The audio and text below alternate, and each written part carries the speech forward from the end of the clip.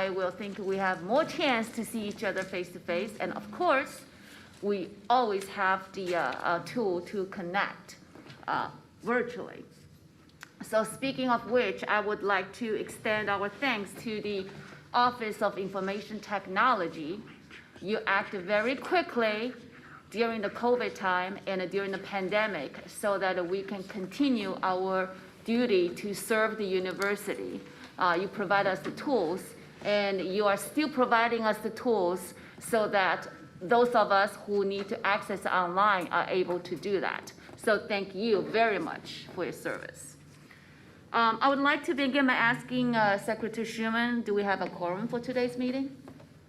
Jacob, are we good with, yes, we do have a quorum for today's meeting, and are we streaming live on YouTube? We are. Yeah, we are. Okay, thank you. Thank you. At this time, would like to call on the board for a motion to accept today's agenda, please. So moved. Thank you. Moved and supported. All in favor? Aye. Thank you. And are there any comments from our trustees concerning the April 22nd meeting minutes? Hearing none, I would like to entertain a motion for approval. So moved. Support. Moved and supported. All in favor? Aye. Thank you. Just a little over 2 weeks ago, I have the great honor to attend probably one of the most exciting events I have ever attended in my life. When the president announced the $550 million the Empowering Futures gift to our university. And this is indeed the biggest gift to a public university in the entire US history. So this is big. I'm still having chills when I say that. We are so grateful to our very generous donor and our very dedicated alum. And because, as I said in the ceremony to accept the gift, because of their extraordinary philanthropy, we have countless Broncos will be able to follow their career dreams and career aspirations. And also we will be able to create generations of skilled and caring physicians. So thank you so very much to our generous donor. And speaking of the alums, we are going to have 1,300, am I counting correct? This weekend, more along this weekend, because we're going to celebrate the commencement. As a proud alum myself, I can tell you that you have earned a distinction that you will be very proud of for the rest of your life, because starting this moment on, I know President Montgomery always give out his best smile on the commencement day, because he knows that smile will be in many households' mentals for years to come. But for you, the graduates, I would like to know that from this moment on, doesn't matter where you go, you will find the help from many alums, and you will find that they will give you advice along your road to success. So congratulations for your accomplishments. In today's meeting, Provost Bott will be sharing the names of those faculty members who have earned tenure or promotions. I would like to congratulate those members of our community and thank you for your contributions to the university, to the students, to the research, and to the community. So thank you for your service. And today, I see Ron is looking at his iPhone. Well, because don't get distracted, because that's your final meeting. I was just telling Shawnee she was having a great hair day. So, but this is indeed going to be a trustee Ron Kitchen's final meeting. And so actually one of the action items today, we're going to confirm to you the trustee emeritus recognition. And I would like to thank him for not only for his contribution to the university, but also for his contribution to the development of our community. So thank you very much, Ron.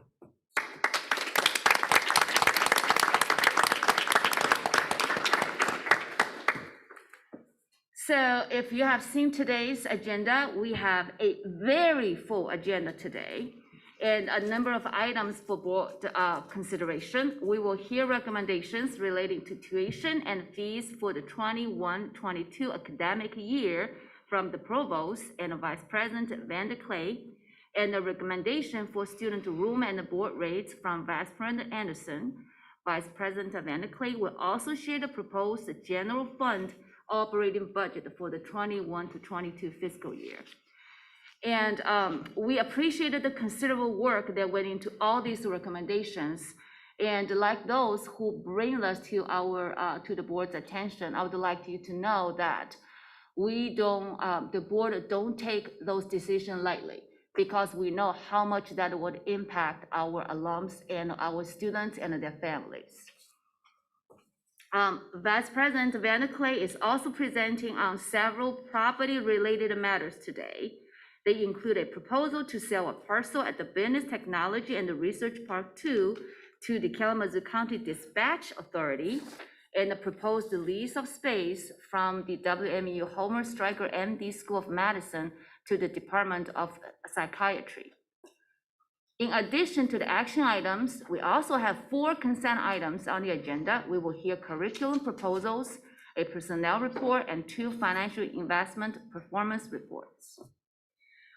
So, as I said, we have much to cover today. At this time, I would like to ask President Montgomery to share his remarks with the board and those in attendance. Thank you. Thank you, Chair Zhang. I too got the privilege, she said, to be there for the Empowering Futures gift. It really was a transformational day and opportunity for the campus. And so we can't be too grateful for the impact it will have on our ability to generate access for our students, to improve their retention, to support their exploration of experiential learning, to help strengthen and diversify our faculty and staff, to advance interdisciplinary work and education, and build a stronger ties to the community around us, not only for next year, but into the future for generations to come. So this is really an incredibly important and significant opportunity for the campus, and we're very grateful for our donors who made it possible. We are getting ready to begin the planning or continue the planning for our new academic year. We will be welcoming back faculty, staff, and students to the campus. We hope to, we plan to increase our in-person operations beginning July 6th, and fall semester will start September 1st with 75% in-person classes. So we will be together more, which I think is a positive step forward for the campus. In preparation for that return, we've announced changes to our masking policy and a new vaccine incentive program. We'll be changing our mask covering policy to require masks indoors with some limited exceptions, including those who have medical or religious exemptions and who are fully vaccinated. Masks will not be required outdoors on the campus spaces. In an effort to encourage community-wide vaccinations, which we think is a very, very important tool to maintain safety, we're rolling out an incentive program for faculty, staff, and students. All faculty, staff, and students who upload their vaccination status to the SyndiQ's patient portal receive a Starbucks gift card. In addition, students who enroll for the fall and provide proof of vaccination would be enrolled in an opportunity to win 60 different scholarships ranging from $500 to $10,000. So again, to encourage our students to get their vaccinations in. Protecting health and safety is a clear continuing priority for the campus, and so it's been our priority throughout the pandemic, and so we would really like to encourage everybody to get vaccinated to make sure that we as a community can look out for each other. I'm very proud of the university's strengths and research and discovery and the work that goes on across our campus every day to contribute and expand understanding to address some of the world's greatest challenges. These challenges require thinking that stretches across disciplinary boundaries and to address what we in economics refer as wicked problems. At Western, we support creative interdisciplinary exploration in a number of ways. And today I'd like to announce the awarding of our first Interdisciplinary Team Excellence Enhancement Grant. This award goes to a project aimed at creating interdisciplinary research and creative scholarships around a topic that has strong potential for future external funding from the federal, state, or private sources. The project would also have potential to inspire future studies at Western. It is supported by the Office of Research and Innovation, the Office of the Provost, and the Office of the President Meter Endowment. My pleasure to announce that today's winner of the first interdisciplinary Team Excellence Enhancement Grant is Dr. Jeremy Duncan, Assistant Professor in the Department of Biological Sciences, for his proposal titled Hearing and Vision Loss in the Aging Population, From Molecules to Society. Dr. Duncan's project focuses on establishing a group of researchers from across many disciplines and colleges to address the growing need for research to better understand the challenges facing hearing and vision loss within the aging population. Team members include faculty from biological sciences, psychology, chemistry, speech, language, and hearing sciences, blindness and low vision studies, gerontology, mechanical and aerospace engineering. So I want to congratulate Dr. Duncan and his entire team and thank them for submitting, them and others who submitted proposals. I would also take this moment to announce and welcome Dr. Steve Carr, who will be the interim vice president for research and innovation over the course of the next year. Steve, welcome.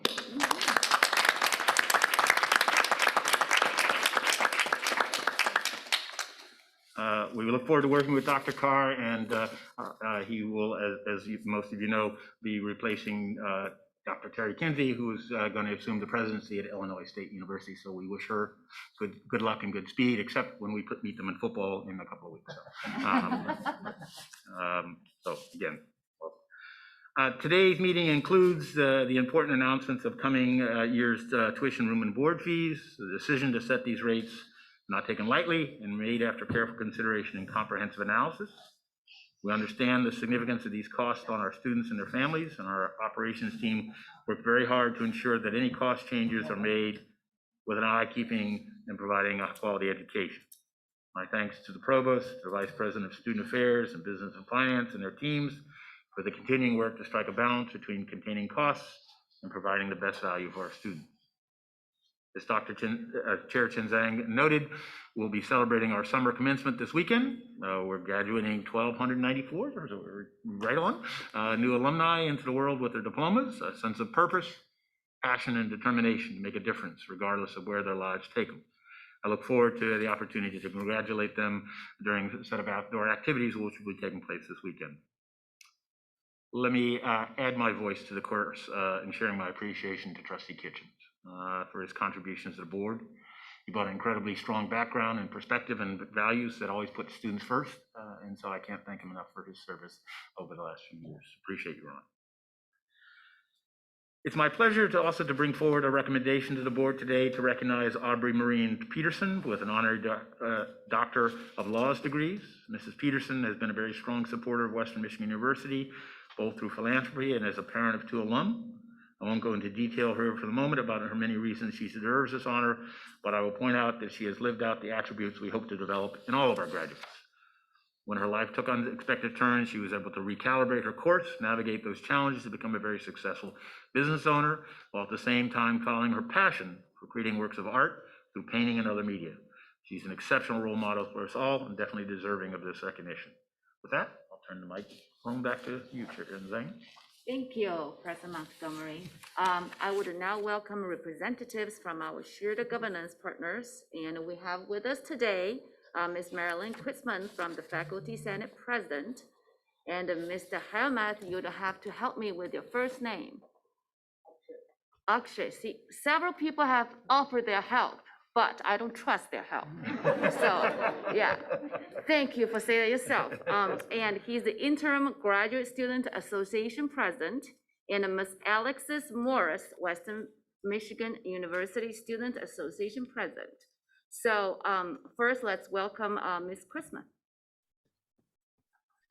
Good morning, everyone. Good morning, Chair Chen Zhang, members of the board, President Montgomery, campus colleagues, and guests.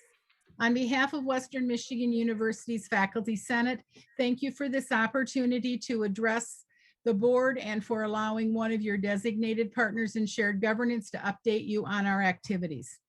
As we end another academic year that will go down in the history books as challenging and unique, allow me to share several accomplishments from the past year.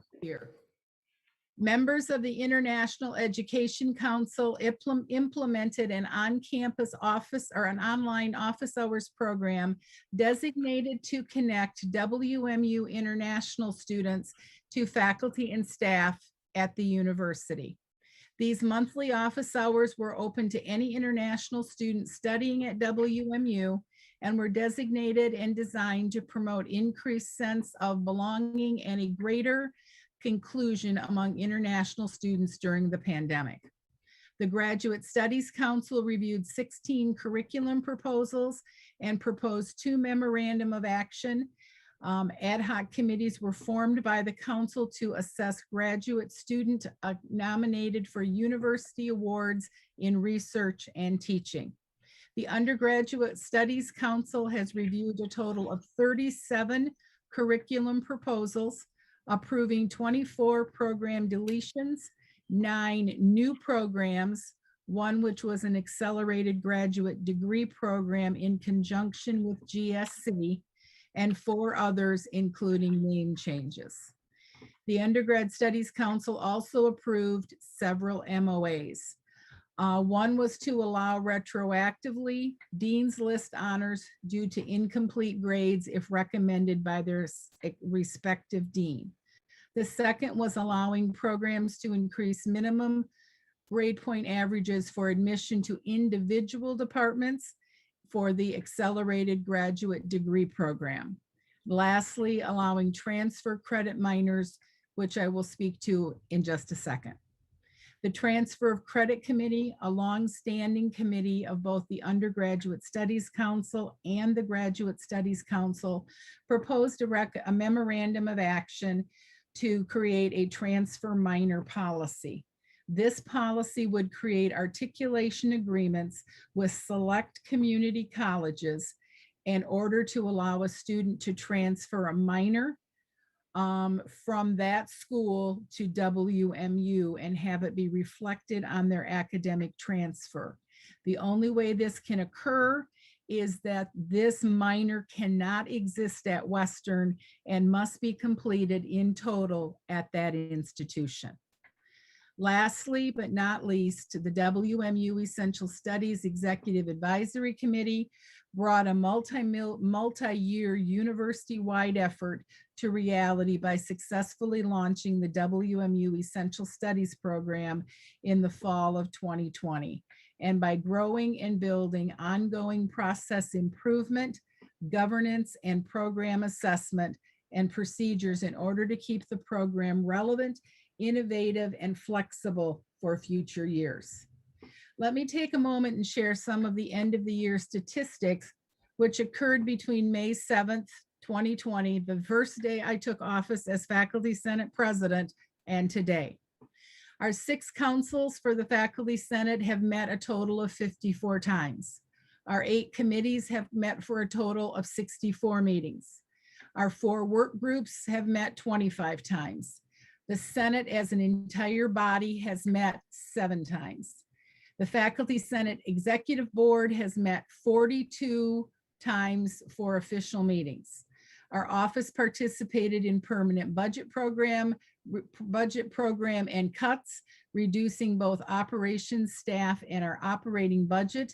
We also lost, due to retirement, our resident historian and employee, Suzanne Davenport, who had served the Faculty Senate office for 41.5 years. Excluding special committees and as such as the Department of Public Safety Oversight Committee, the Athletic Advisory Board, the Racial Justice Committee, Hilltop Initiative, the Senate has 355 faculty, academic administrators, students, and some staff in service to the university and the Senate. This is important because during the pandemic, service was discouraged by many. We owe each of our volunteers a debt of gratitude and our overwhelming thanks. We have helped produce the Presidential Scholars and faculty retirement events virtually. We've created the last lecture series for retiring faculty and the Fallen Broncos program, which will honor those students, staff, faculty, and Board of Trustees members, no plans here, just saying, if someone were to pass away while they were actively involved with the university. We'll do our first event in the fall because, as many of you know, one of our colleagues, Dr. Mark Wheeler from Economics, passed away recently, and he would be one of the first faculty members that would be acknowledged during this event. We have Vice President Summy and I have also worked with our board to create virtual meeting processes, protocols, voting procedures in order to continue uninterrupted the work of the Faculty Senate. Vice President Summy and I have attended a combined total of 418 meetings since May 7th, including meetings with our designated partners in shared governance, the Board of Trustees, GSA and WSA, the president and members of his cabinet, the provost and members of her council, Senate committees, councils, work groups, and individual meetings addressing member concerns. All of this has been done with increased teaching loads, reduced resources, and virtually. The Faculty Senate Executive Board will most likely meet for the first time in person in July. I share this with you to highlight and acknowledge the selective and significant collective contributions and accomplishments by the Faculty Senate despite the global pandemic and uncertainty we faced this past year. Many of us have had to dig deep to do what we do every single day. I want to take a moment to thank both Professors James Butterfield for his long-term service to the International Education Council. He's kind of like our grandfather of international education on our faculty, and to Professor Yvonne Ford for her service to the Executive Board as they step into their next phases of retirement. My deepest thanks and appreciation to Doctors Osama Abadaya, Anthony DeFulio, David Flanagan, Decker Haynes, Matthew Mingus, William Rance, C. Dennis Simpson, and of course, Sarah and Yvonne for their service to the Senate Executive Board. I am proud to count you as my colleagues and trusted advisors. Looking ahead to next year, we're already working on it. We're finalizing council chair and committee training, exploring hybrid meeting probabilities for Senate, council, and committee meetings, creating council and committee member training, new faculty senator training, as well as another round of revisions to our constitution and bylaws to help us keep pace with the changes at the university. As my second favorite author, John Maxwell, states in his book, The 21 Irrefutable Laws of Leadership, we cannot become what we need by remaining what we are. Change is inevitable and not always easy. The recent unprecedented $550 million endowed and restricted Empowering Futures gift to WMU, WMed, and WMU Athletics provides a unique opportunity to provide an inclusive and empowering education for all. The Faculty Senate Executive Board is grateful to serve during this historic moment in our university's history and are ready to provide feedback and volunteers during planning and implementation as needed. We are indebted to and grateful for our benefactors' generous contribution to the legacy and longevity of Western Michigan University. As I conclude my remarks this morning, I've shared with you our accomplishments of the Faculty Senate during the past year. We have an exciting year ahead and hope to continue contributing to our vibrant university at the highest levels possible. As a designated partner in shared governance and a recommendation body to both the administration and the Board of Trustees, the Faculty Senate strives to do our best work for the university, the staff, and the students and faculty each and every day. I encourage everyone in person and on this call to think about the history of WMU and where we have been. But more importantly, I ask you to think about the future of WMU and where we are headed, both as an organization and as a legacy, the legacy that we leave to our students. Because in the end, the students and the future of our university are the reason we do what we do every single day. Thank you, Chair Chen Zhang, for allowing me to address the board this morning. I'm available to answer any questions you may have. Thank you, Marilyn. Are there any questions? I like your quote from the journey to the future, because I think the journey to the future will be, let's say, will be full of challenges. But one thing is for sure is our future will be very, very bright.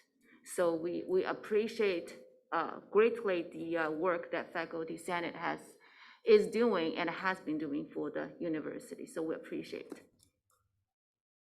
Next, we're going to hear from Mr. Hirmat from the GSA.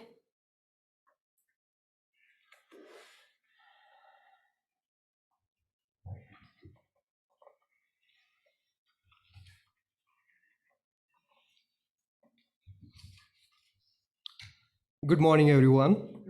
Good morning. I'm Akshay here to represent Graduate Student Association in today's meeting as a newly elected interim president. I'm currently pursuing my master's studies at College of Engineering and Applied Sciences. It's a little bit overwhelming and exciting at the same time today, as this is my first meeting here with you all.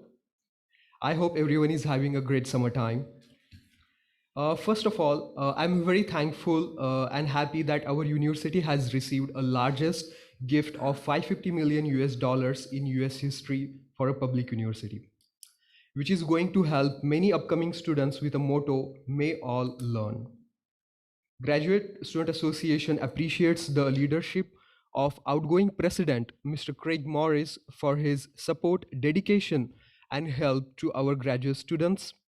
He has our best wishes for his future endeavors and successful career ahead.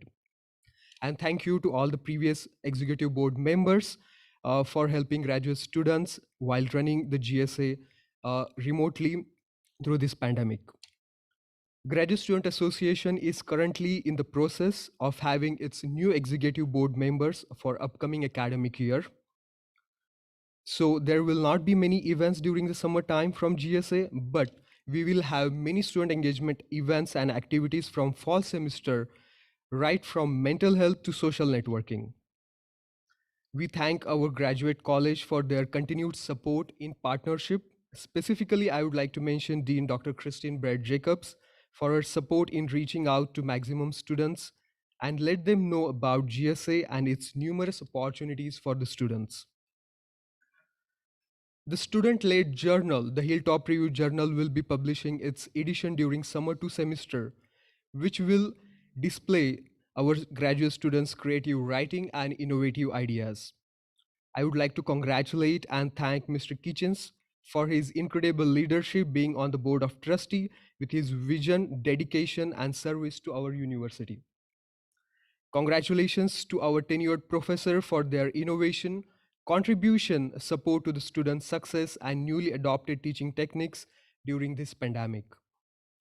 I'm excited for in-person classes from fall for all our students and looking forward for the continuing partnership with university councils, committees, and student organizations for numerous events and activities.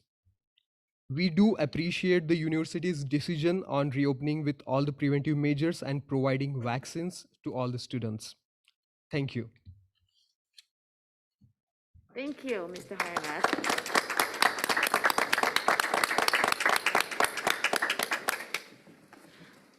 And next, let's hear from Ms. Morris from the WSA.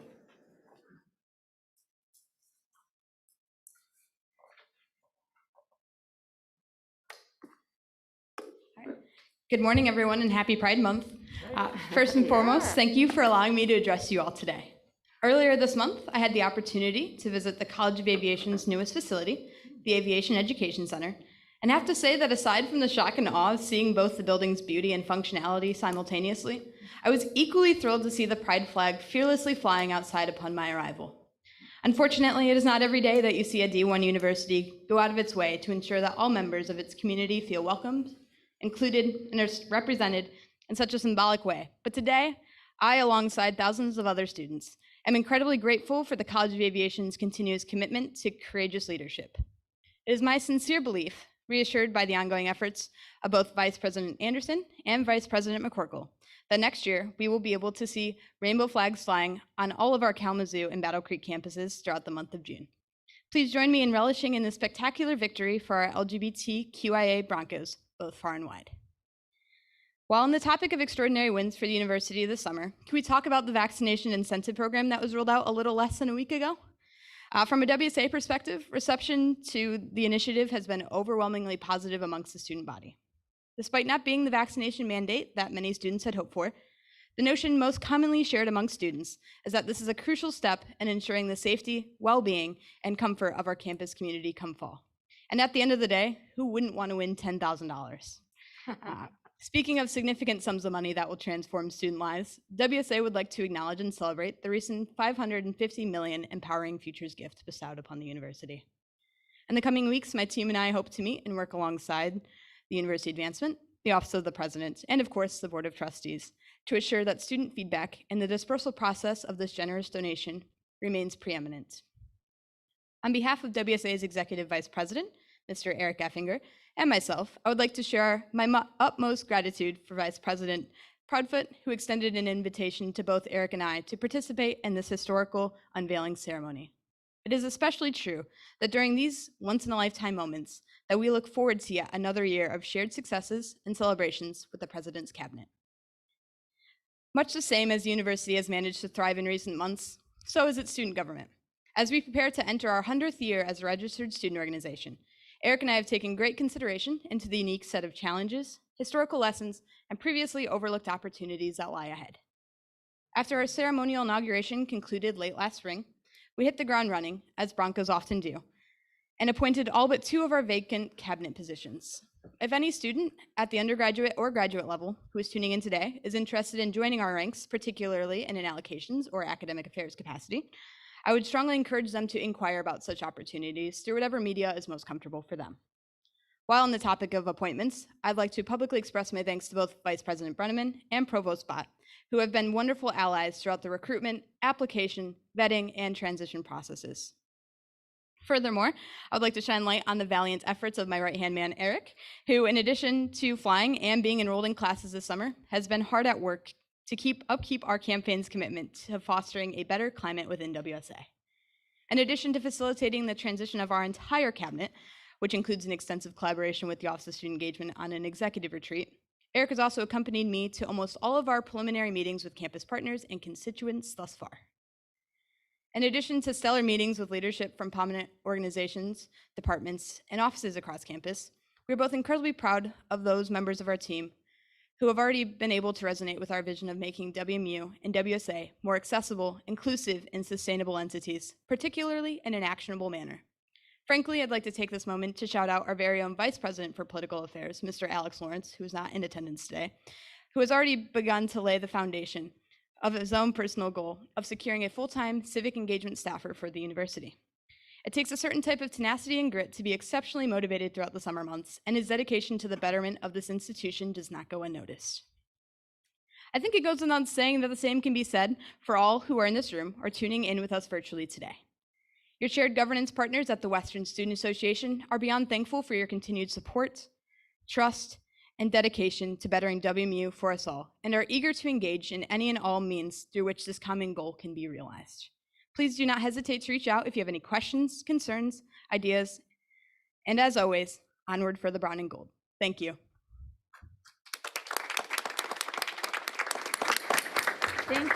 Thank you, Ms. Morris. Among all the works that the WSA have been doing, I would especially thank you for your work in encouraging your fellow students to get vaccinated.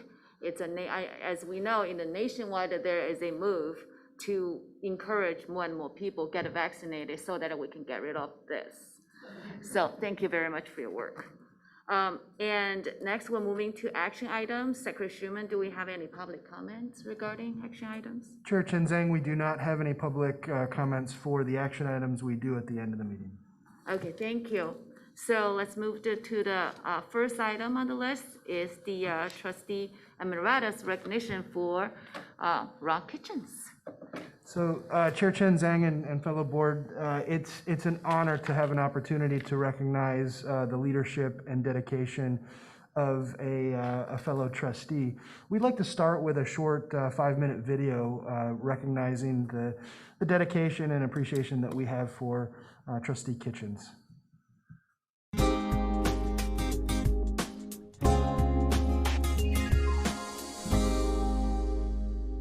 I had the opportunity to work with Ron not only at the Westerns board, but also at the board for Southwest Michigan First. And we truly appreciated your leadership, your ability to think out of the box, and asking insightful questions all the time. I would miss seeing you sitting across the table from me at the board meetings, and we wish you to come back to see us soon. Trustee Kitchens, I want to express my gratitude for all that you have done over the years on behalf of Western Michigan University. Your efforts leave this a better university, a stronger university. You have been a tireless champion on behalf of our students in making sure that college remains within reach of everybody within our state. We thank you and wish you all the best as you move on to your next chapter in Birmingham, Alabama. Trustee Ron Kitchens, the gentle giant. A person who commands attention when he walks into a room. A person who's never met a stranger. Ron, you and I were appointed trustees 4 years ago. So today is bittersweet for me because we were supposed to serve our 8 years together. But over the past 4 years, I am grateful that I was able to work with you, to learn from you. You ask all the right questions. I really appreciate your passion for education equity and diversity and inclusion. You'll be missed, my friend, but I look forward to reading the next chapter in your book of life. Ron, it has been my great honor to serve alongside you as a member of the Western Michigan University Board of Trustees. As you know, I have a special place in my heart for Kalamazoo and the west side of the state. In this regard, I want to thank you for your tireless efforts in bringing economic growth and prosperity to the region. In addition, your efforts to establish the Homer Stryker School of Medicine will yield best-in-class primary care doctors for our citizens for years to come. Ron, best of luck to you and your family as you embark on this next phase of your career journey in Birmingham, Alabama. We wish you and your family the best of health and continued success. Ron, just a brief moment to say thank you for your dedication and hard work to the WMU Board of Trustees. I'd like to thank you again for your leadership, your direction, your ideas. You've been an inspiration to me, and certainly I appreciate all the work you've done for the Kalamazoo community. It's been wonderful to see many of the things happen in the community over the years, having been here locally. So I want to wish you the best in your next endeavors. I'm sure you'll be greatly successful as you have been here in Kalamazoo, and hopefully our paths will cross again. Good luck, Trustee Kitchens. As a guide, I've always looked to where people spend their time as a great gauge of what they care about. Based on that metric, Ron cares a lot about his adopted hometown of Kalamazoo and Western Michigan University. I've been impressed with his ability to articulate the impact a Tier 1 university adds to the city and the best ways to leverage that advantage. Ron, Kalamazoo, the region, and the university is much better off because of your time and commitment. I'm excited to see what you do in Birmingham, but hope you know that you will always have a home at Western Michigan University. Congratulations, best of luck, and go Broncos. Thank you, Trustee Kitchens, for your commitment to this community and to the university. All of the Western Michigan University alumni and students are better off because of you. Your commitment to diversity helps to benefit the world around us, and as a trustee for just a short time serving alongside you, your guidance has been appreciated. Hello, Trustee Kitchens. It is my honor to thank you for your service as a trustee of Western Michigan University. You have served honorably during your term. Thank you for being an advocate for Western Michigan University, not only in our community, on our campus, but also at the state level. We thank you for advocating for our students in particular, for being concerned about their persistence and retention and graduation rates, and how housing integrates so dramatically with that persistence and retention. Your advocacy for students is well known. We thank you for your service and we wish you the very best in your future. Trustee Kitchens, thank you for your fiduciary service to Western Michigan University. Over the last 4 years, you've challenged us as an organization to re-envision our future, one with close connection to our region. A future that does more than just embrace diversity, equity, and inclusion, one that leads it. Your entrepreneurial leanings resound in your substantive questions regarding our business model as you encourage us to better attract and retain students. Your wisdom and generosity are irreplaceable. Thank you, Trustee Kitchens, for your leadership and endless dedication to Western Michigan University. While you will be missed, you will not be forgotten. Always forward. Thank you, Ron. Thank you for your service, Trustee Kitchens. Ron, thank you. Thank you, Trustee Kitchens. Thank you, Ron. Thanks, Ron. Trustee Kitchens, we are grateful. Thank you. Ron, as a fellow former rugby player, I thought I'd strap on the tape one last time in your honor and say thank you. How much we appreciate all of your contributions to Western Michigan University, your support for our students, your support for our university. You have been a real leader. And it's great to have a kindred spirit and a fellow rugby player as well. So I'm wishing you all the best and want to just say thank you very much.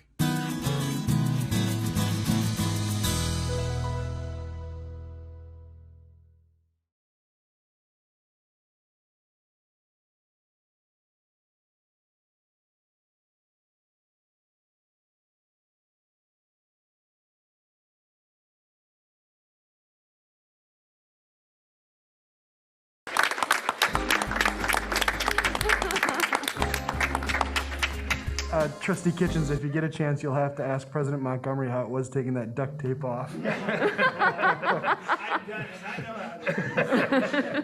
There's a story there.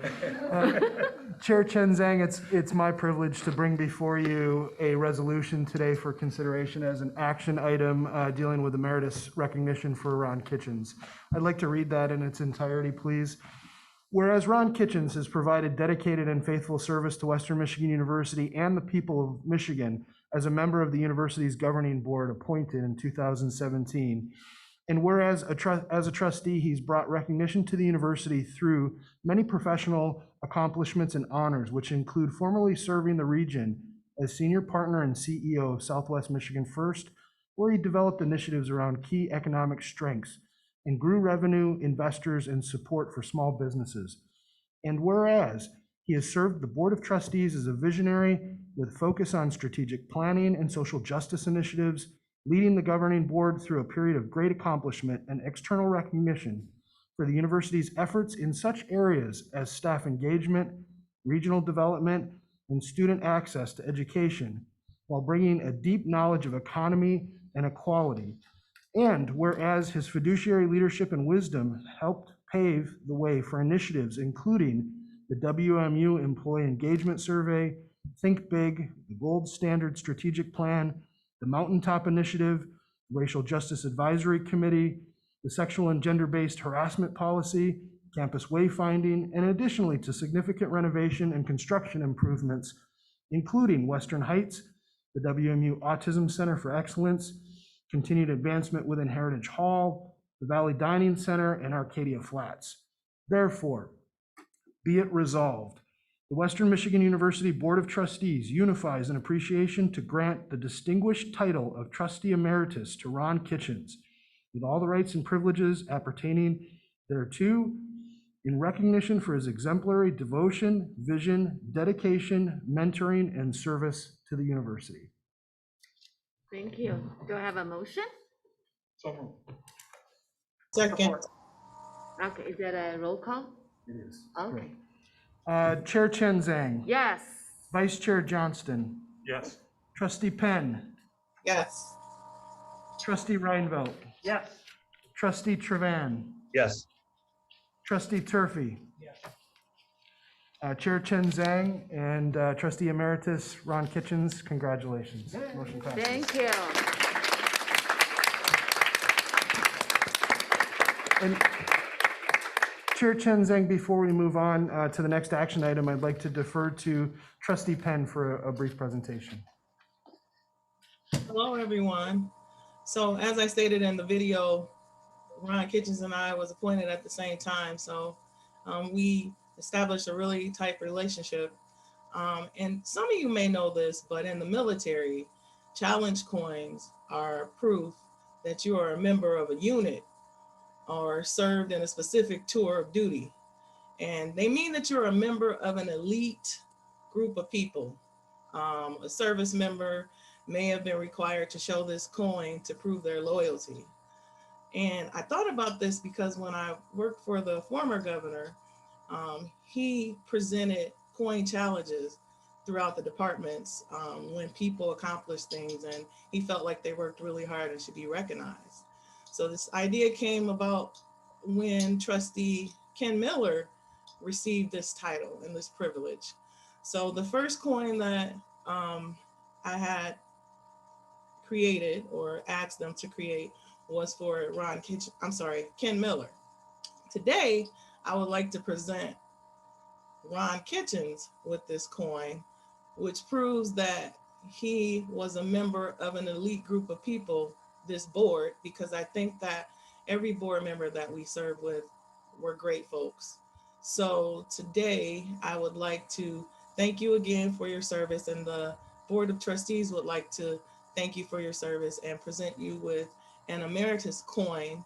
And it just has Western Michigan University's crest on the front, and on the back it says Board of Trustees Emeritus Ron Kitchens. So thank you very much. And all the trustees have one. I hope you're collecting them now. But thank you again for your service.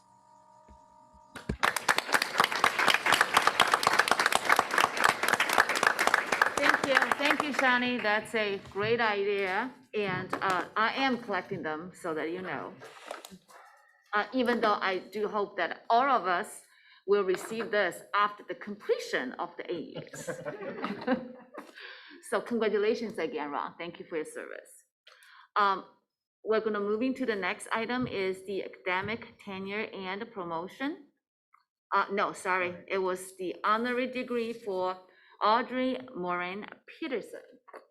Dr. Montgomery. Thank you, Chair Chen Zhang. It is my pleasure to enthusiastically support the recommendation of the Committee on Honorary Degrees, who have nominated Mrs. Aubrey Marine Peterson for an honorary degree. Mrs. Peterson is the co-founder of Jabil Circuits. As she received nomination, was approved by the Honorary Degree Committee for consideration of an honorary degree at Western Michigan University. In addition to her role in launching Jabil, a multi-billion-dollar electronic product solutions company, she is renowned as an influential philanthropist as well as an accomplished visual artist. Although she never attended college due to her family obligations, Mrs. Peterson has been a staunch advocate for higher education. Both of her children attended WMU and are driving forces in Jabil's growth into a global company with more than 200,000 employees in 29 countries. Among her many philanthropic activities, Ms. Peterson has created endowments for a distinguished professorship, graduate fellowships, and summer workshop program at WMU for the Frostick School of Art. She has bestowed a transformational gift to establish a smart room program at NCH Healthcare Systems in Naples, Florida, which uses technology to dramatically improve emergency healthcare for current and future generations. Mrs. Peterson's story, based on a philosophy that each of us has a responsibility to help others, is a legacy that aligns with WMU's mission and its ethos. Therefore, it is my recommendation to the Board of Trustees that you approve awarding Aubrey Marine Peterson the Doctor of Law honoris causa for her achievements as an international businesswoman, pioneer, artist, higher education advocate, and philanthropist. Thank you, President Montgomery. Do I have a motion? So moved. Support. Thank you. Secretary Schumann, please do the Yes. roll call, please. Chair Chen Zhang, Yes. Vice Chair Johnston, Yes.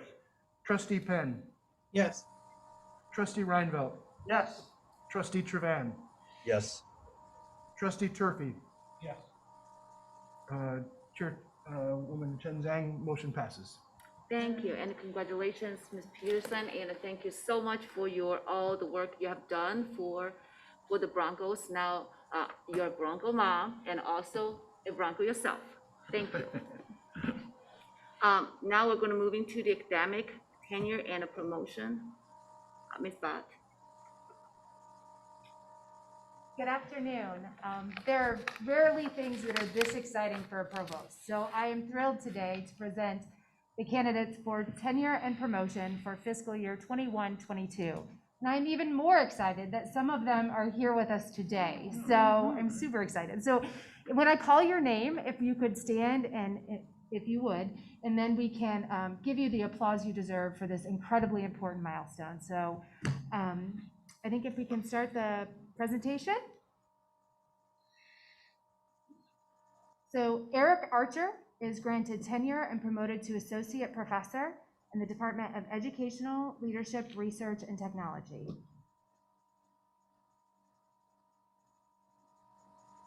Amy Bent is granted tenure and promotion in granted tenure in the Department of Teaching, Learning, and Educational Studies.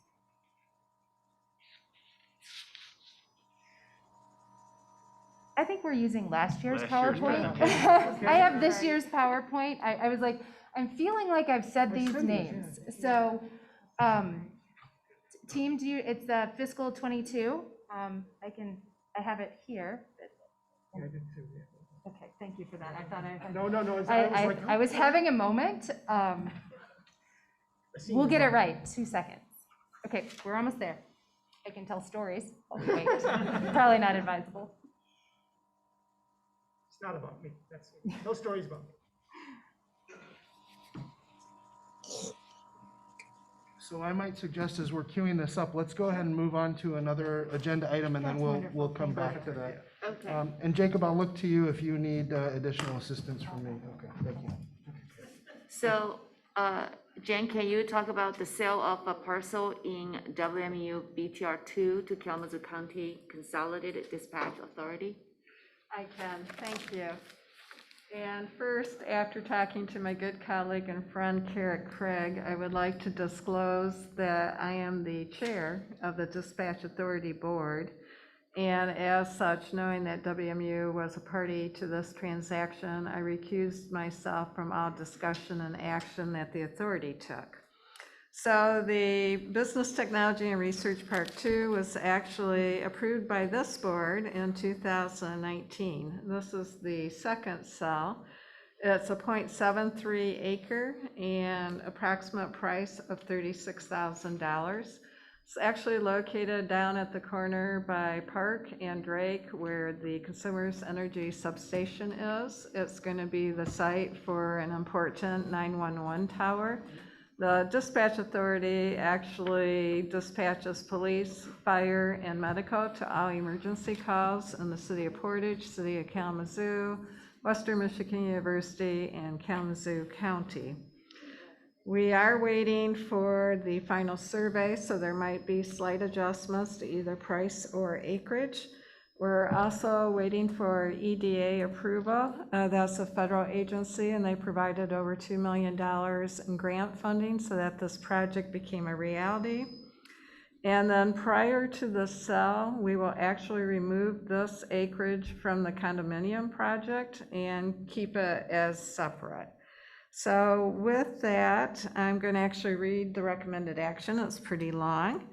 Pursuant to the retained powers of the board regarding the transfer of real property, it is recommended the board adopt the attached resolutions and authorize the president, treasurer, or assistant treasurer, the authorized officers, to finalize and to negotiate and execute the purchase agreement and any deeds, easements, closing statements, agreements, or documents to amend the condominium project to remove the parcel and to take such other actions necessary or convenient to effectuate and complete the transactions contemplated herein with such modifications as they or any one of them may approve as reasonable or necessary. So with that, happy to answer any questions. Any questions? Trustees? Hearing none, can I have a motion? So moved. Support. Secretary Schuman, can you do the roll call, please? Yes. Chair Chen Zhang, Yes. Vice Chair Johnston, Yes. Trustee Penn, Yes. Trustee Reinveld, Yes. Trustee Trevan, Yes. Trustee Turfy, Yes. Chair Chen Zhang, motion passes. Thank you. And we ready to go back? Oh, yeah, we're Okay, ready now. sure. All right. Good. Second time's a charm. Exactly. So again, if you're in the audience today, when I call your name, please stand and we will all give you the round of applause that you so richly deserve. All right. Candidates for tenure and promotion for fiscal year 21-22 include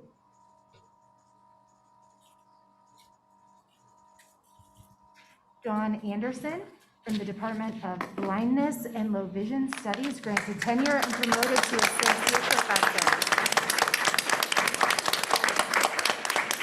Thank you for being here, Dawn. Congratulations. Next up, we have Samuel Beasley, granted tenure and promoted to associate professor in the Department of Counselor Education and Counseling Psychology. Congratulations.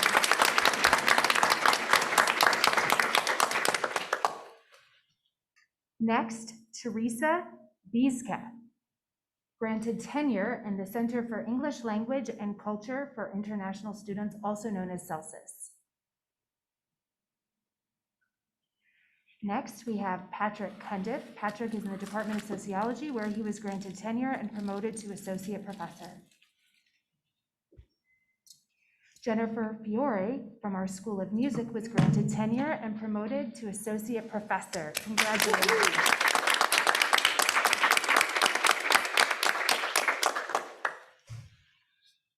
Alvis Fong from the Department of Computer Science and the College of Engineering and Applied Science was granted tenure.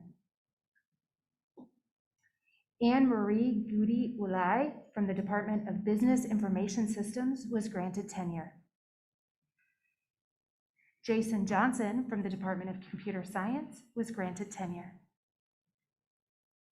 Mariana Levin from the Department of Mathematics is granted tenure and promoted to associate professor.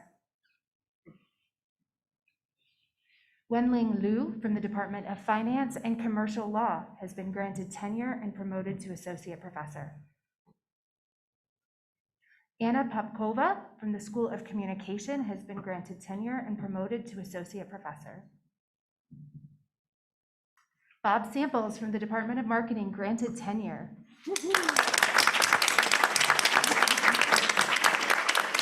Congratulations, Bob. Lisa Singletary from our Bronson School of Nursing has been granted tenure and promoted to associate professor. Mercedes Tubino Blanco from the Department of Spanish granted tenure and promoted to associate professor. Bridget Weller from our School of Social Work was granted tenure and promoted to professor. Quinling Wu from the Department of Chemical and Paper Engineering granted tenure and promoted to associate professor. Lai Yin Zhu from the Department of Geography and Environment and Tourism granted tenure and promoted to associate professor. Upal Atanyaki, Department of Civil and Construction Engineering, promoted to professor.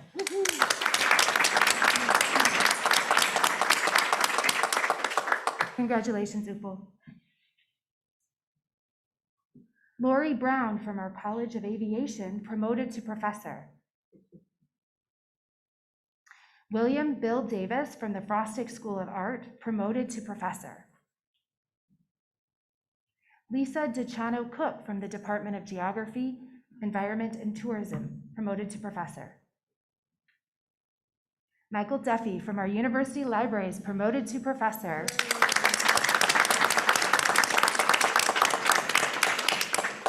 Congratulations, Michael. Regina Garza Mitchell from the Department of Educational Leadership, Research, and Technology, promoted to professor. Peter Gustafson from our Department of Mechanical and Aerospace Engineering, promoted to professor. Pavel Akonimov from the Department of Engineering Design, Manufacturing, and Management Systems, promoted to professor. Kate Langen from University Libraries, promoted to professor.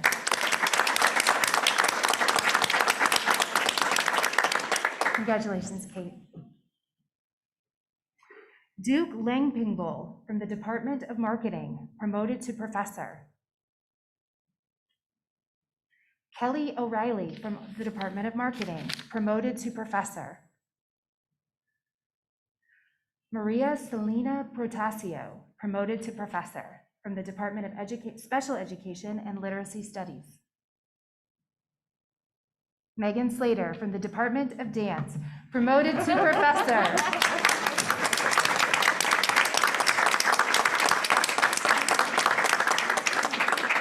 Congratulations, Megan. Vivian Steamers from the Department of World Languages and Literatures, promoted to professor. Annette Hamill from our School of Communication, promoted to Master Faculty Specialist. Megan Hewson from our Department of English, promoted to Master Faculty Specialist. Ting Yu Mu, Department of Business Information Systems, promoted to Faculty Specialist 2. And Li Zhang, Department of World Languages and Literatures, promoted to Faculty Specialist 2. And with that, please join me in a final round of applause for these incredible faculty members.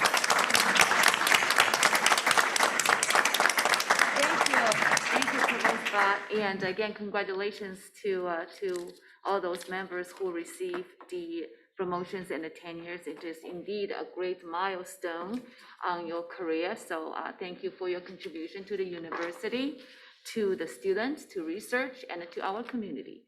So with that, do I have a motion? So moved. Support. Thank you. Secretary Schuman, can you do roll call, please? Chair Chen Zhang, Yes. Vice Chair Johnston, Yes. Trustee Penn, Yes, yes. Trustee Reinvelt, Yes. Trustee Trevan, Yes. Yes. Trustee Turfy, Yes. Chair Chen Zhang, motion passes. Thank you, and congratulations again.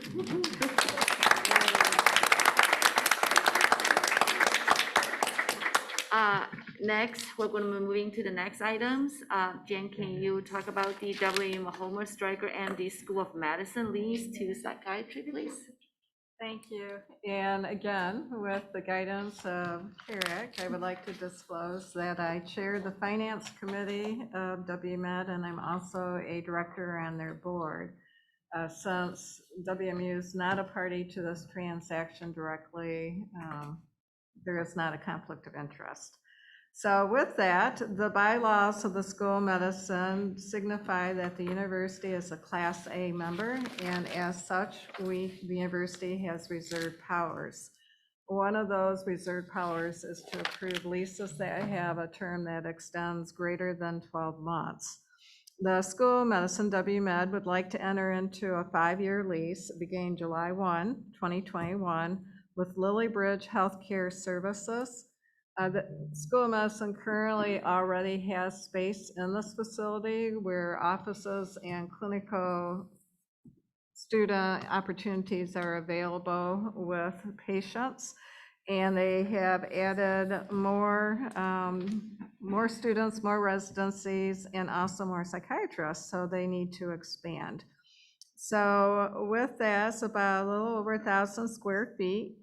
The annual rent is $15,109. The rent is to increase either by CPI or 3%, minimally 3%, but it could be more.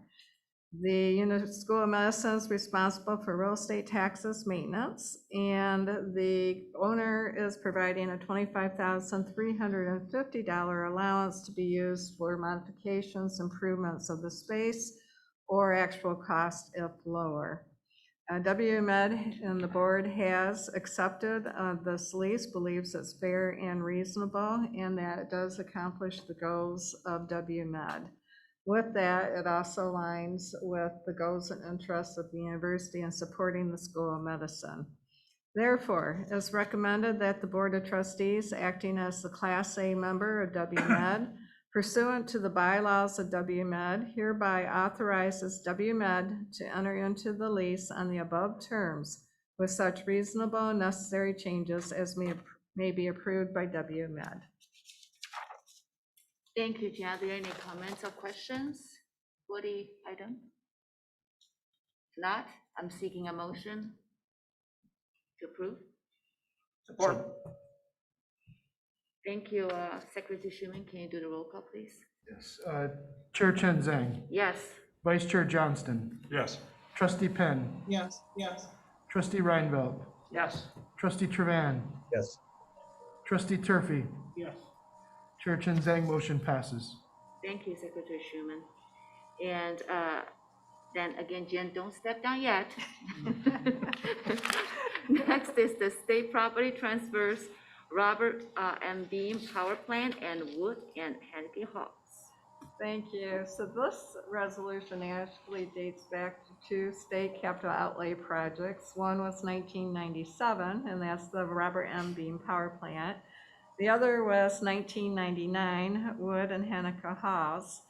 At the time when the state issues bonds to help pay for projects, what they also do is the state building authority at that point takes ownership and the university enters into a lease with the building authority.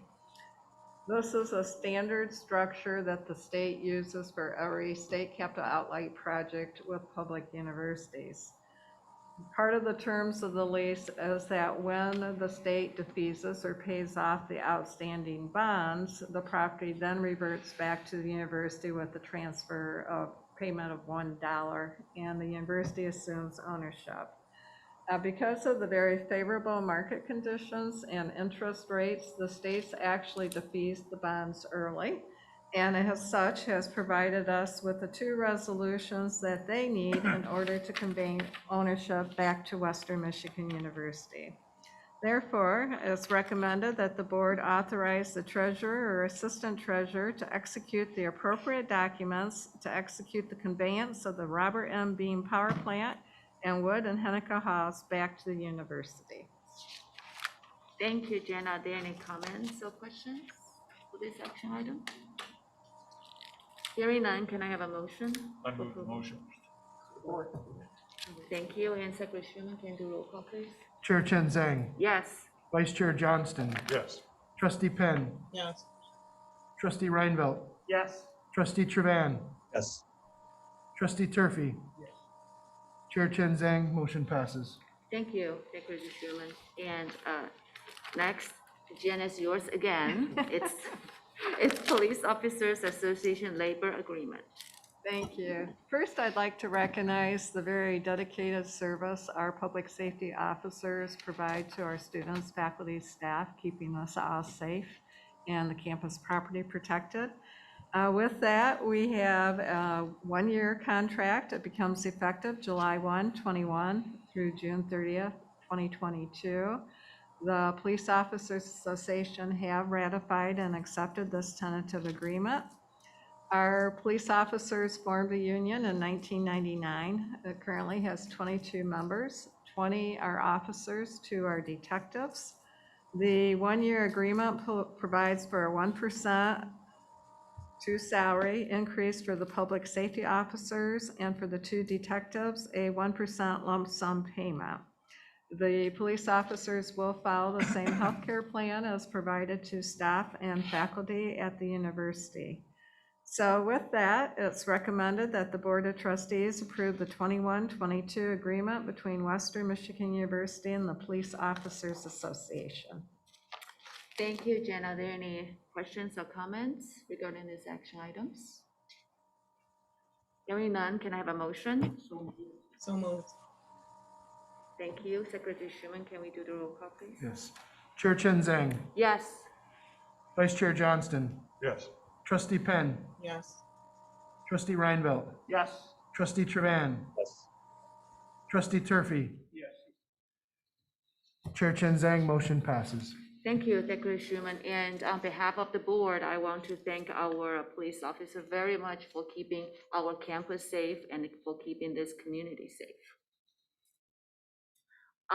Now, Jen, you have a little break because we're going to hear from Ms. Schwartz, the Western Michigan University Residence Policy. Chair Chen Zhang and members of the board, good afternoon. It's good to see you in person. The WMU residency policy sets out how students are evaluated for in-state resident tuition rates.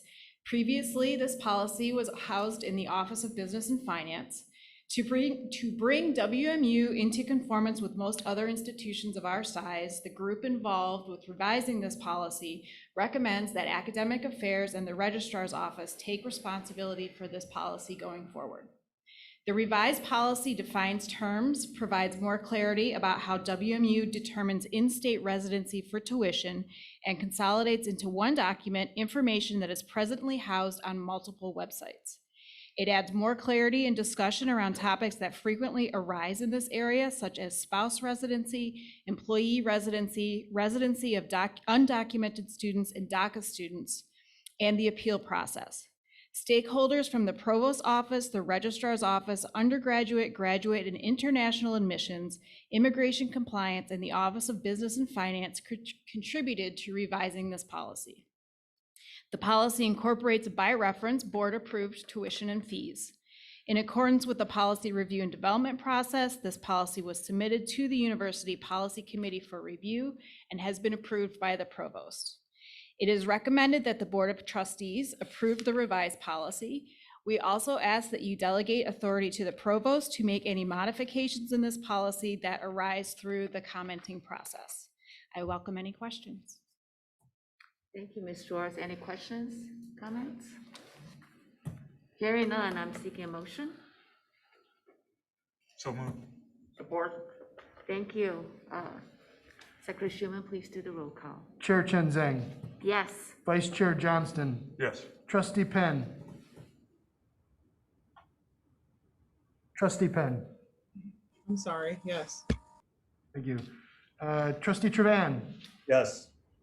Trustee Reinvelt. Yes. Trustee Turfy. Yes. Chair Chen Zhang, motion passes. Thank you, Secretary Schuman.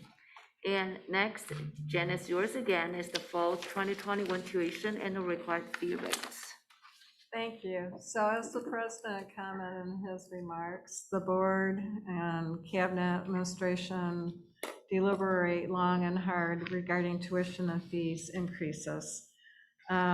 Tuition is the major revenue source for the general fund, which we'll be discussing shortly, and comprises approximately 72% of that budget.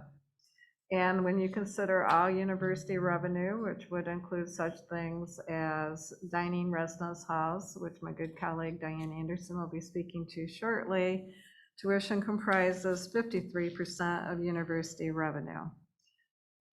For the 21-22 year, we are recommending a 3.2% increase on tuition required fees for resident undergraduate students.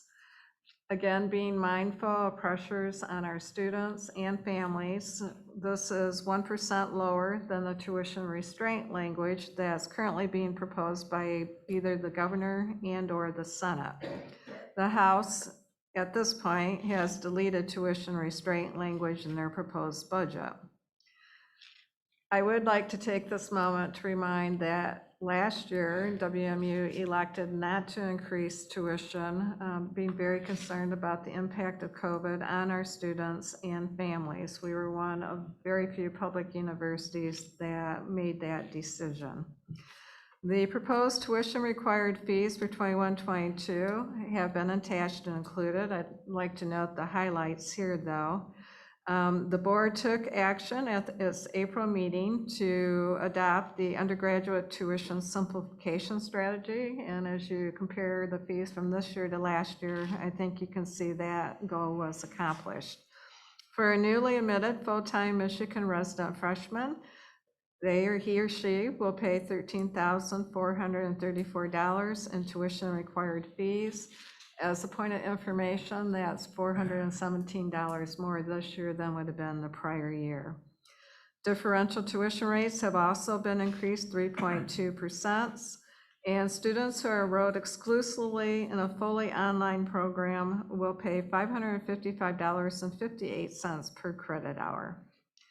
And looking at our graduate students, their resident per credit hour tuition rates will increase from $681.67 to $703.48. Regional site rates will continue to align with main campus rates. And students enrolled exclusively in fully online programs, so our graduate students, will pay the $703.48 per credit hour. So at this time, it's recommended that effective with the fall 21 semester, the Board of Trustees approves the schedule on tuition and required fee rates as attached. And again, happy to address any questions that you might have. Are there any questions?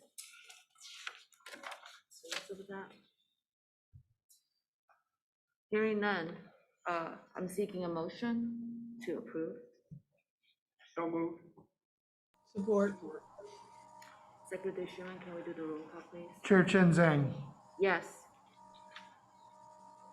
Vice Chair Johnston, Yes. Trustee Penn, Yes.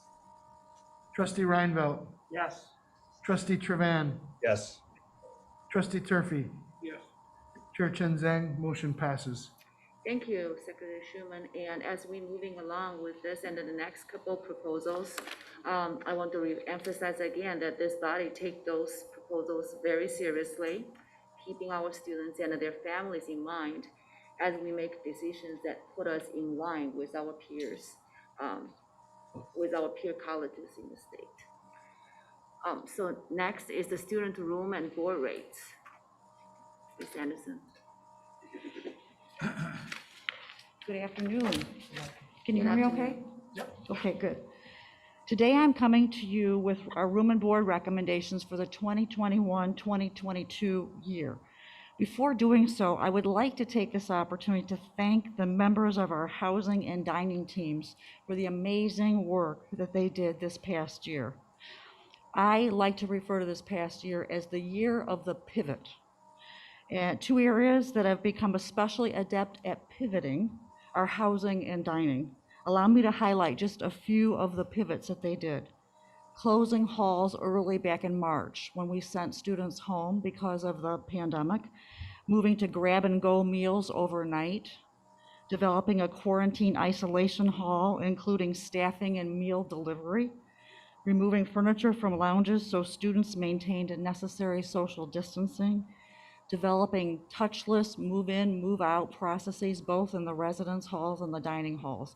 Those just are a few of the things that our housing and dining staff did to pivot and keep our students safe. So I just wanted to take this opportunity to acknowledge them because honestly, it was amazing the work that they accomplished. So I just wanted to say thank you. While doing these very necessary things, we continue to ask the staff to develop community and a sense of belonging while encouraging students to remain socially distanced and masked. When you think about that, that is not an easy task. It almost seems like you're asking for things that are diametrically opposed, but our staff worked hard to try to manage that and create a nice community for the students in the halls in spite of the many challenges. I am really proud and grateful for all the individual and collective efforts our staff undertook to make those things happen.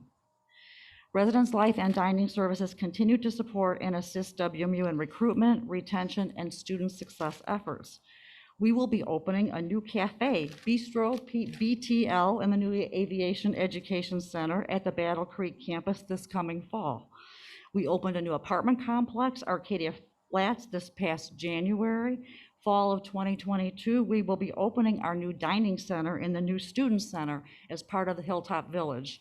So in the midst of all, things continue to move forward with some of these really very exciting developments. Beginning fall 2021, all on-campus housing residents will enjoy the benefit of laundry being included in their room and board rates. The uncertainties of COVID-19 combined with a significant decrease of in-person course offerings caused the number of residence hall students to decrease by 34% for fall 2020. As a self-supporting auxiliary unit, housing and dining operations must continue to balance the COVID-19 impact with rising operational costs, building infrastructure needs, debt service, student and university support, occupancy management, and competitiveness with other universities. With that said, we continue to keep our eye on the budget and how to manage our dollars in the most effective way possible, understanding the very real budget pressures our students and families are experiencing. As a result, last year, we also made the decision to keep room and board flat. We were one of 2 institutions in the state that made that decision. We continue to offer several different grant and discount programs, including the room grant program, the transfer student program, and the GPA discount program. This year, we are recommending a 3% increase for room and board, which will keep us 8th in the state. One being the highest, will be 8th. Taking a 2-year view, the 3% increase equates to $314, which is about 33% less than the other universities' average increase over those 2 years.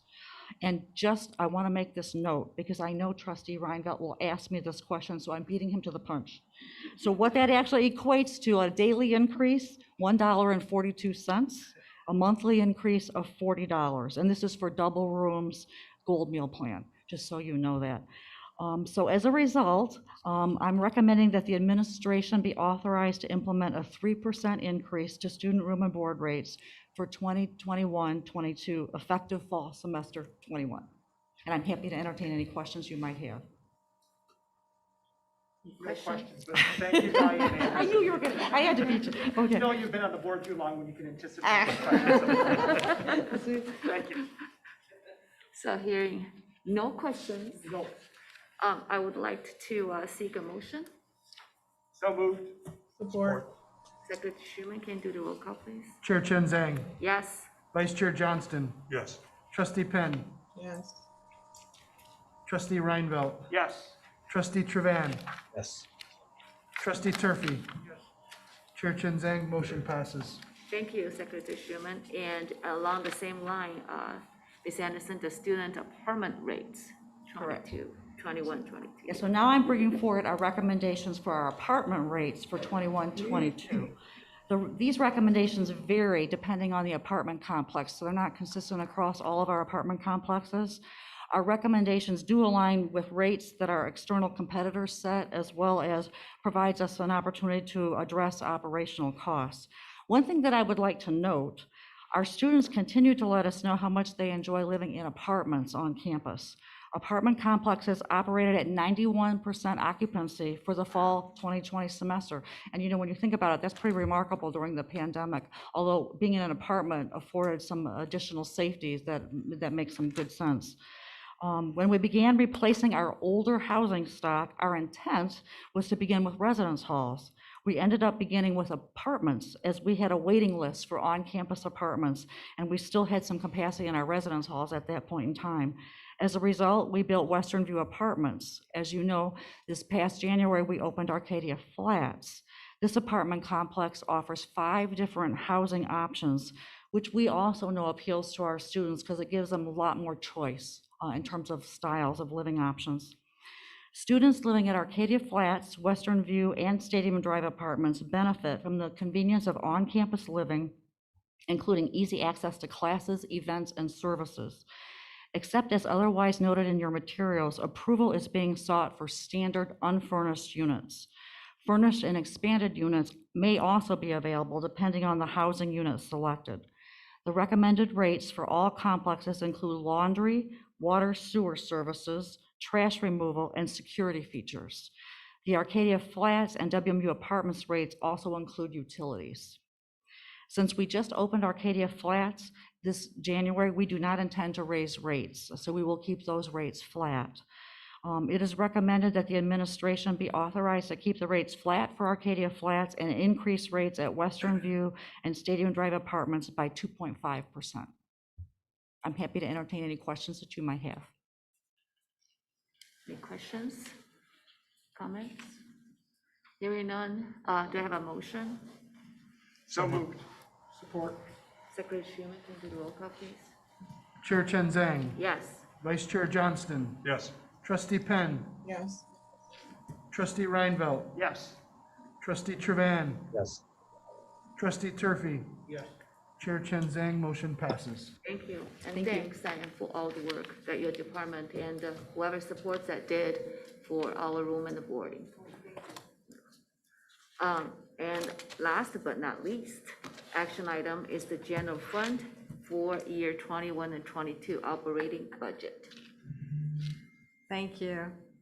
So the general fund is the primary operating fund for Western Michigan University, and it houses all the instruction, academic components, as well as what I would call what you think core, being a university of higher education.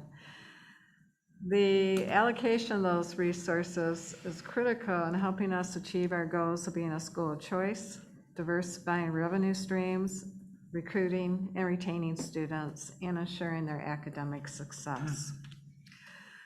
The budget that's coming forward to you today is a balanced budget, which simply means expenses and revenues are the same. It totals $379 million. That is approximately an 8.7% increase from last year's general fund budget. And both revenue and expenses increased a little over $30 million over last year's amount. One of the significant changes on the revenue side was that last year we did a 20% cut, which equated to $22.5 million in the state appropriation component. Last year, when we elected to make that decision, there was so much uncertainty at the state level and the budget had not been passed. And then as more federal dollars became available, the state did not make that cut to WMU or to other higher education, public higher education. So this year's budget restores that 20%, so that $22.5 million is an increase to revenue. I will say the state, again, has not finalized their budget for next fiscal year. Their fiscal year is a little different than the majority of the public universities. It starts October 1 and runs through September 30th. All three, Governor, Senate, and House, have put out different proposals. The best reading of the proposals is that there's not expected to be an appropriation cut facing us for 21-22. In addition, thank you, board, for passing the tuition fee increase because the 21-22 budget was predicated on that 3.2% increase, which again is less than the tuition restraint language at the state level, which was at 4.2%. One proposal also had $590 per student as a fixed sum increase. So the change in budgeted revenues results from restoring the state appropriation, the tuition rate change, and changes in enrollment. Whereas on the expense side, it recognizes increase in compensation, utilities, and in addition, and very important, strategic commitments to financial aid for our students. We have historically made sure that as we increase tuition, we increase financial aid by the same amount. So the budget for next year does increase our support to students by 3.2% as well. As we look at the ongoing uncertainty the COVID impact will have long-term on higher ed, we also know federal funding will at some point at least cease, if not lower, persist. And again, looking at state revenues, WMU is really focused on trying to provide budget stability at this point in time and for future years. As a result of that, we are budgeting contingency funds for future unknowns to be available as needed. And as many of you have known from past conversations, July 1 is the birth date of a new budget model process at WMU, which is the Strategic Resource Management budget. as part of that, for the first time, I believe the first time in the history, I know I've been here a long time, but not the whole 100+ years of WMU. But for the first time in the 21-22 budget, we will be set targets that allow the president and the provost to have budget flexibility to invest in new programs that promote university, new initiatives. The total, there will actually be 3 funds, $3 million for the president, $3 million for the provost, and then $4 million is actually going to be dedicated as a renewal and replacement fund for both information technology as well as facility, structural, and maintenance infrastructure. We know in order to stay competitive and to provide the education that our students expect and deserve, we need to continue to refresh the infrastructure at WMU. So the 21-22 budget does contain both contingency fees for unknowns, which will help us plan for the future and for budget stability, as well as strategic initiative funds totaling $10 million. So with that, it's recommended that the board approve the proposed fiscal year 21-22 general fund budget, which provides the necessary university financial resources to meet instructional, programmatic, and operating needs. And be happy again to address any questions the board may have. Are there any questions, comments? Hearing none, I would like to seek a motion to approve the operating budget from the general fund for 21 and 22. So moved. Support. Secretary Schuman, can you do roll call, please? Chair Chen Zhang, Yes. Vice Chair Johnston, Yes. Trustee Penn, Yes. Trustee Reinvelt, Yes.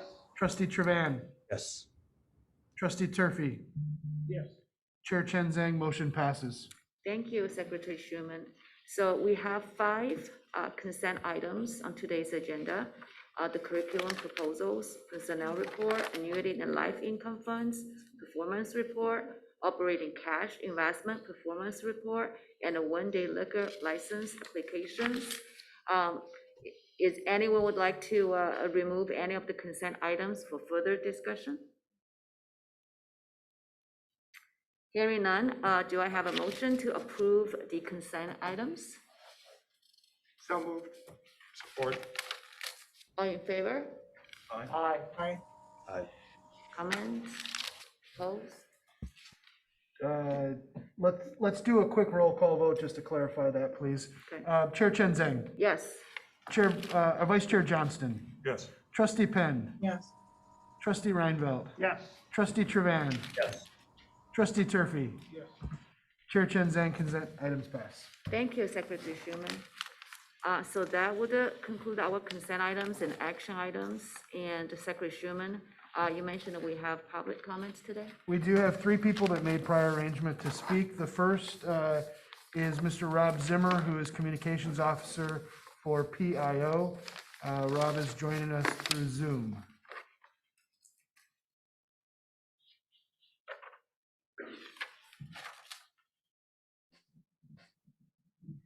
Mr. Zimmer, go ahead with your comments. Thank you. Thank you. So good afternoon to all of you.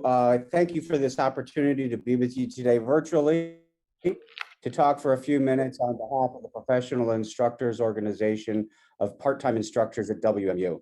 I'm Rob Zimmer. I serve as Communications Officer, and I'm standing in for Jasmine Labine, our president, who's actually teaching at this hour. We appreciate your time and attention. It's no secret that we're in the midst of bargaining a new contract for part-time instructors. In fact, it seems to be in the news this morning. I'm not here today to talk about that process or the contract directly, but rather to highlight the valuable contributions that the part-time instructors make to the university as a group of highly educated, qualified, and dedicated professionals. Some among the leadership of WMU are guided by a belief that we are little more than a temporary, disposable, contingent workforce whose contribution is limited to a few gateway courses and that we're undeserving of equitable consideration. Nothing could be farther from the truth. By way of example, I'm slated to start my 5th year teaching in the dietetics department in family and consumer sciences. Every fall and spring semester, I've taught anywhere from 1 to 3 sections, up to 3 different courses. I work closely with my students on mastering skills they'll use in their careers, often scheduling extra sessions outside of class time for students to practice. I've mentored and advised students on work and internship opportunities, and my personal relationship with an industry association has been a source of scholarship funds to WMU students. I've written numerous letters of recommendation for students pursuing advanced and other educational paths. And these boasts are not just my own. This is the kind of effort and dedication that's representative of part-time faculty university-wide. The course I teach on a regular basis is a prerequisite for admission into the dietetics program. That means it's a gateway course. And it's true that many of the courses taught by part-time instructors are gateway courses. The presumption among some is that gateway courses are less important than upper-level courses. On the contrary, the gateway courses that we teach are critical for the student experience and ultimately for student retention. These are the courses that students take when they're exploring their futures. And if any of us thinks back to our early college days, we can probably recall either hearing about or experiencing firsthand the impact that a bad experience can have on a student's decision-making. I certainly don't think of myself as temporary, and we surveyed our members recently, and of those who responded, about a third have taught at Western for 10 or more years. These are instructors who talk about being sometimes the only one in their departments with certain expertise and putting in as much effort toward taking care of students as their full-time peers. We care deeply about our students and their success, and we're concerned that the administration has taken up a narrative that suggests in no uncertain terms that equitable treatment for part-time instructors would be borne on the backs of students in the form of higher tuition. Well, at less than 1% of the budget, this is hardly the case. This is a misleading narrative that pits part-time instructors against students and families. We are some of those families, and some of those students may well be our children. As a body, part-time instructors generate considerable revenue for the university by the credit hours we teach. In fiscal year 2019 to 2020, we taught almost 95,000 credit hours, almost 1,200 classes at both graduate and undergraduate levels. I should add that as a doctoral student, several of my classes have been taught by part-time instructors. Despite the considerable financial contribution that our efforts produce, the prospect of equitable treatment has remained elusive for part-time faculty. So in summary, and the reason I'm here before you today, I just want to make sure that you, the trustees of WMU, President Montgomery, and the public and all who hear this message understand who we are as part-time instructors, that we're dedicated professionals committed to the success of our students. We're leaders who mentor, advise, and support our students beyond what's recognized. We contribute financially and strategically to the success of the university, its colleges and programs, and its educational mission. And we hope that our contributions will be recognized as we move forward. Again, I thank you for your time and attention, and I hope for your consideration. Thank you. Thank you, Mr. Zimmer. Appreciate that. Our next speaker is Mr. Thomas Fisher, President of TAU.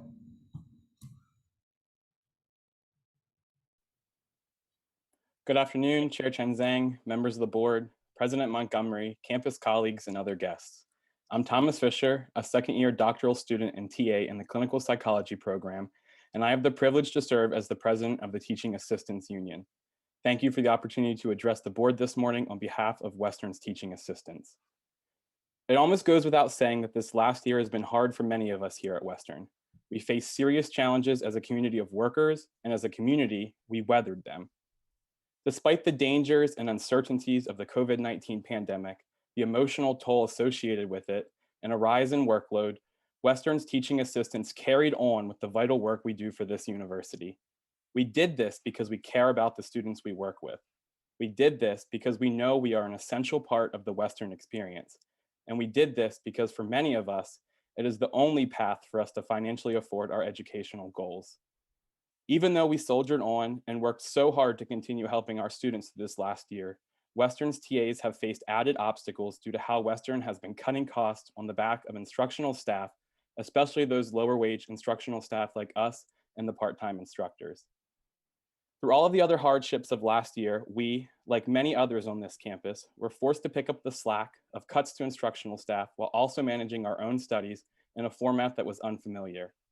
Even last year, before the further cuts of approximately 17% to the TA budget, which Western is planning for the fall, there weren't enough of us, forcing us to handle increased workload and class sizes. We know firsthand the importance of offering sufficient TA positions, both due to our vital work as employees for this university, but also because as students, we know the importance of those TA positions for graduate student recruitment and retention. I saw the effects of reductions in the number of TA positions on graduate student recruitment firsthand this past application cycle, when several applicants to the program I teach in declined offers of admission despite Western being their first choice due to these reductions. This coming year, our members will be sitting down at the table with the university administration to renegotiate our TAU contract with Western, and we are looking forward to the opportunity to have a robust discussion about fair compensation and support for Western's teaching assistants. With that in mind, we must express our concern and great disappointment at the way we have seen the administration treat our colleagues in PIO as they have been going through their own negotiations this year. By now, we and many others know that Western's administration has prematurely decided to call in a mediator and refuse to continue any sort of dialogue with PIO. PIO deserves better than this. It seems to us to be part of a rather distressing pattern, along with the cuts to the TA budget, of treating Western's frontline instructional staff as a non-priority. While we, of course, as employees are unhappy with this trend, we are also distressed by what this means for Western students who will be facing some combination of increased class sizes, overworked instructors, and the loss of highly experienced and beloved part-time instructors and TAs. There is no question in our minds that the cutting of TAs and part-timers is going to absolutely adversely affect Western's student body in numerous ways. We know that Western is better than this, and we expect it to be better and to live up to our expectations. And all of us with TAU demand that Western correct course and treat all of their staff with dignity and respect which they deserve, and that they work with us to ensure that instructional staff are paid a living wage and are able to continue sharing their expertise and essential services with the Western community.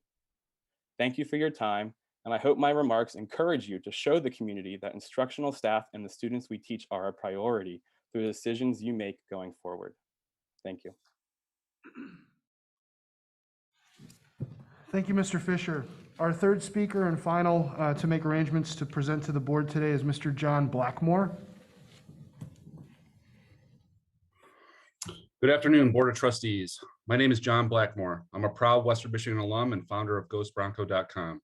Western Michigan's brand is under attack. Our Bronco identity is being stolen from us, is being replaced by brown circles and yellow W's.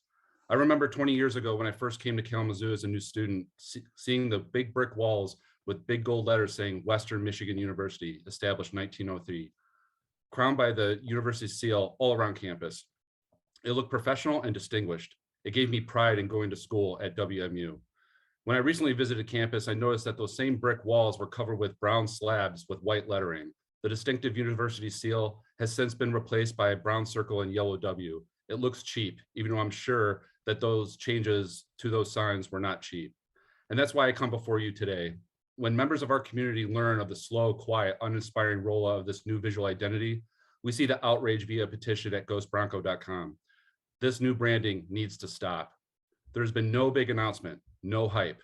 Even the YouTube video explaining the changes is unlisted, making it hidden from the university's public YouTube channel. Most Broncos don't even know this is happening. It's as the university knows everyone will hate it. Based on our petition feedback at GhostBronco.com, most of our student athletes weren't aware of these changes either. The ones who were found out only at last second. Were they asked for their feedback? Doesn't sound like it. Sounds like they were told that the rebranding was happening whether they liked it or not. Meetings after decisions that have already been made doesn't sound like collaboration. It sounds like a checkbox ticking exercise. It's a disrespectful way of telling student athletes who represent our university to fall in line at the same time, being able to tell leadership and the media that they were included. We are starting to see that what this rebranding really looks like. Embarrassing apparel offers from the bookstore, the new logo and text equivalent to a letterhead being installed at Center Ice and Lawson Ice Arena, the rumors confirmed by the Western Herald of the plans to paint a circle W at midfield in Waldo Stadium, ugly, uninspiring uniforms for soccer and tennis student athletes. These examples symbolize the robbery of our identity as Broncos. When is it going to stop? This may seem like an insignificant topic given that this board manages annual budgets over $580 million, $550 million gifts, and figure out how to appropriate funds like a $670,000 appropriation towards new visual identity, a new visual identity that is rejected by literally every Bronco that learns about it.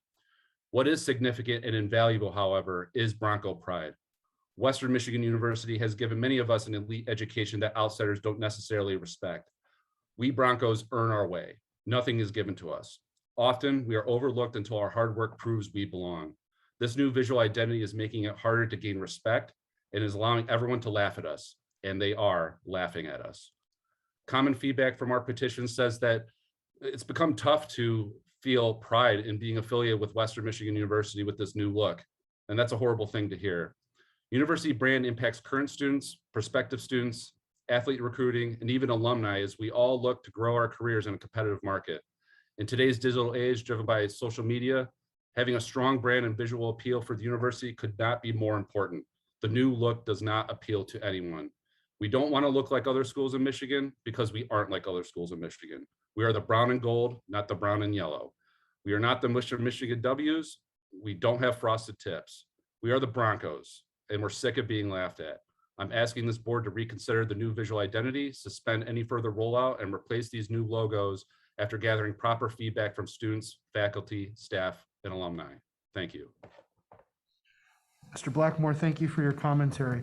Chair Chen Zhang, that concludes those who made arrangements to represent to the board. Thank you, Secretary Sherman. With that, I think we conclude our meeting. Meeting adjourned. Thank you. And, You want to do a motion to adjourn?